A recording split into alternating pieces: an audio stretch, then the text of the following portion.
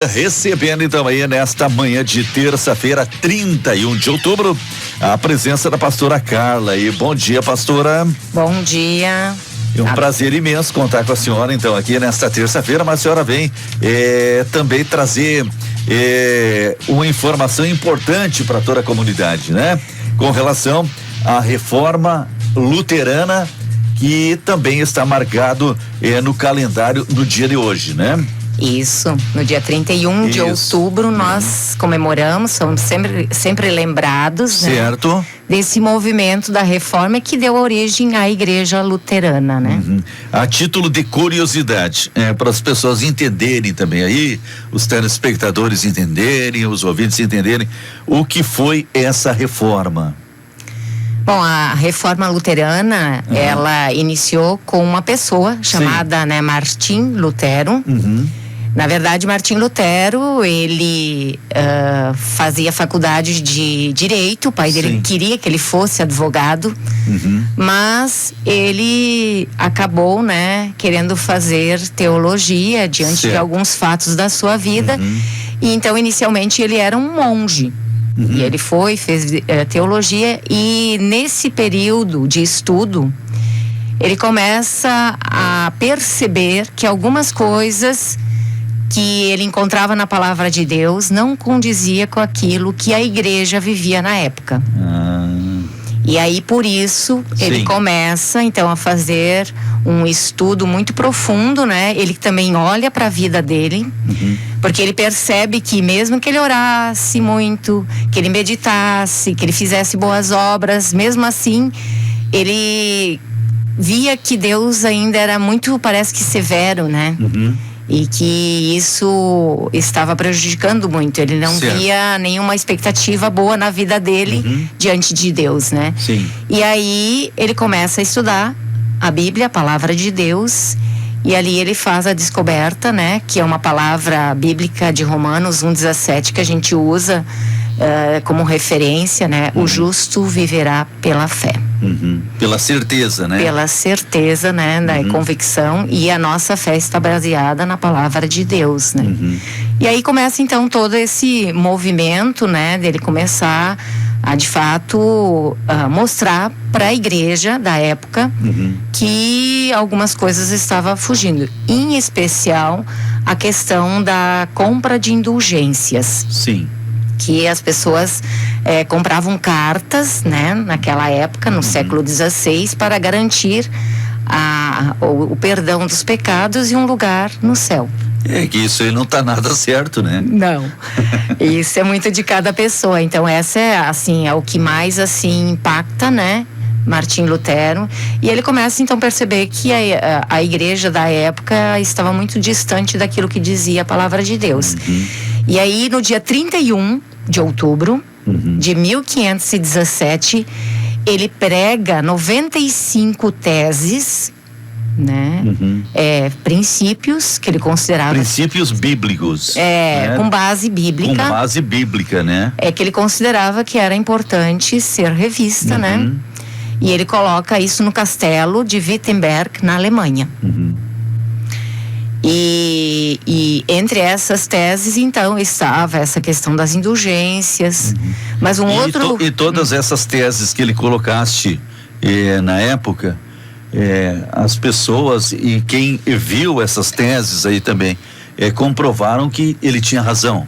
Sim, muitos acabaram, né, acolhendo, indo em direção a ele, porque na verdade Martim Lutero, ele não queria fundar uma nova igreja.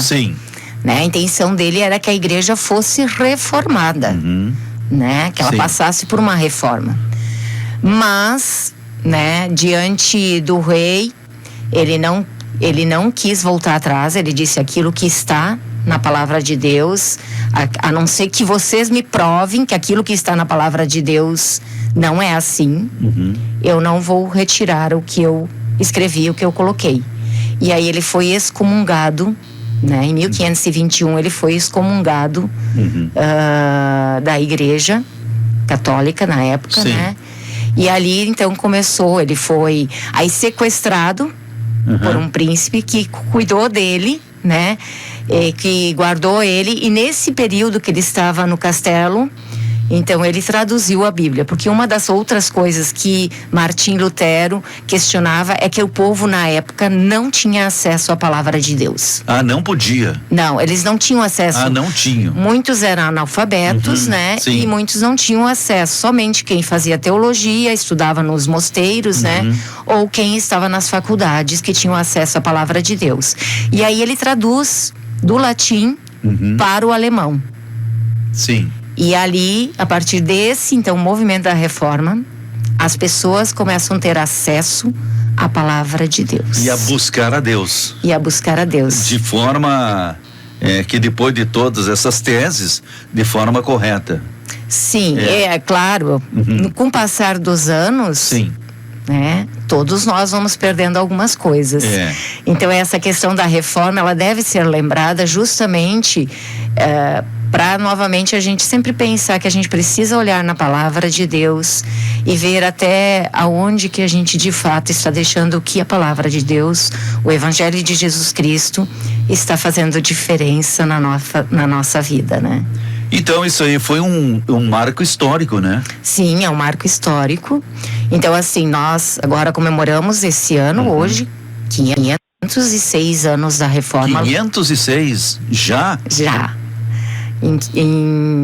Cinco séculos. Em 2017 foram os 500 anos, né? E agora nós estamos nos preparando para ano que vem, 2024, comemorar 200 anos de presença luterana no Brasil. Certo.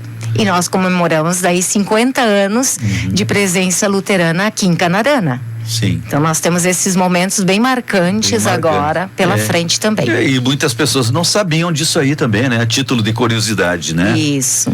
Tem alguma celebração, alguma coisa que vai acontecer? Não, como nós não temos o culto durante a semana, né? Nós fizemos o nosso culto de comemoração ao Dia da Reforma, foi no sábado, né? Em que a gente faz a referência, né? Sobre esse momento marcante.